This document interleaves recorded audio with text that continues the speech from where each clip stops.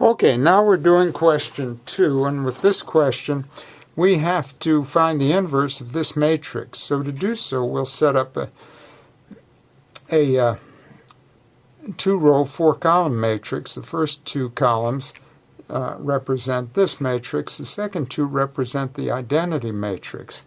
And we're going to use row operations until we move this identity matrix over to the left, and whatever occurs on the right will be the inverse of this.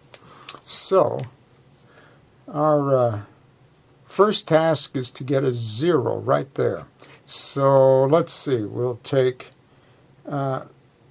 double row sub 1 minus 5 row sub 2, and that'll replace row sub 1. So let's see, doubling row sub 1 we get 12, or row 1 we get 12, 10, 2, and 0. 0. Okay, and multiplying row 2 by negative 5 we get negative 10, 0, and negative 5. Now let's add these up, and we get a 2, a 0, a 2, and a negative 5. Okay, 2, 0, 2, and negative 5. And the second row did not change, so we have a 2, 2, 0, and a 1. Now, we need to get the first row isn't going to change, so we have a 2, 0, 2, and negative 5. Now we need to get a 0 in this position here. So we'll take row 2 and subtract row 1 from it, minus row 1, and that will replace row 2. So let's write down row 2, and we have 2, 2, 0, 1. And we'll subtract, change every sign on the first row. So negative 2, 0, negative 2, and 5. Now let's add these up, and there's our 0, 2, negative 2, and 6. So 0, 2, negative 2, and 6.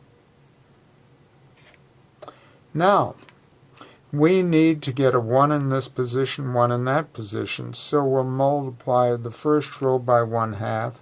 1/2 row 1 will replace row 1, and 1/2 row 2 will replace row 2. So we get 1, 0, 1, and negative 5 halves, because we multiplied by 1/2, yeah. And here we get 0, 1, negative 1, and 3. And so we claim that that's our inverse matrix. So let's try it out to make sure it is. Let's multiply this matrix times that matrix. So I've got 6, 5, 2, 2, times what we claim is the inverse matrix, 1, negative 1, negative 5 over 2, and 3. And if we get if the product is the identity matrix, we did it right. Okay, so 6 times 1 is 6, and 5 times negative 1 is negative 5.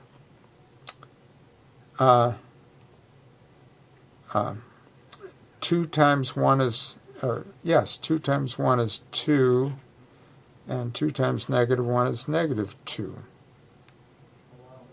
Let's do it again. 6 times 5 halves is negative, 2 goes into 6 3 times, negative 15. 5 times 3 is 15. And let's do it again. 2 times negative 5 halves is going to be negative 5, and 2 times 3 is plus 6, And notice what we get back is the identity matrix 1, 0, 0, 1. So then the inverse of what we were given is, in other words, it is 1, negative 1, and negative 5 halves, and 3. And that is the inverse. And we're done. Now here we're doing question 3. And so we have to use the inverse. And by the way, we found the inverse in the last problem. There it is. So if A is this matrix, A inverse is this. Okay, and we're going to use that to solve this problem. So we can write this problem in this form: 6, 2, 5, 2 times the matrix x, y equals 7, 2. And what we're going to do, we're going to multiply both sides by the inverse, A inverse here. We've got A, we're going to multiply both sides by A inverse. So when we do that, we have 1, negative 1, negative 5 halves, and 3 times 6, 2, 5, 2 x, y, which equals, and the inverse matrix again, 1, negative 1, negative 5 halves, 3 times 7, 2. Okay, well, we already know this product is going to be the identity matrix times x, y. And when we carry out this product, let's see, we get 1 times 7 is 7. Minus 5 halves times 2 is minus 5. Negative 1 times 7 is negative 7.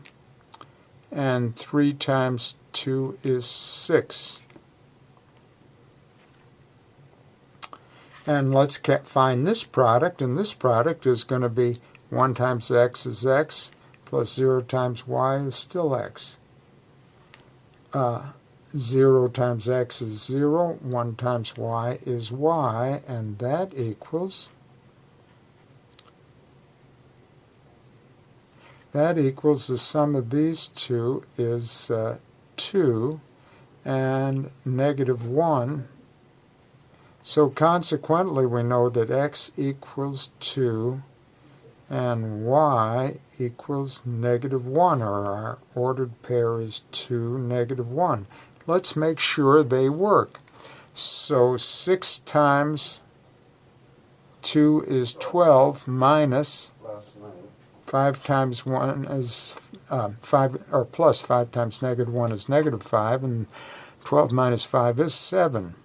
2 times 2 is 4, minus 2, because 2 times negative 1 is 2, equals 2. Hey, we did it right. So there's our solution. We found it using the inverse matrix.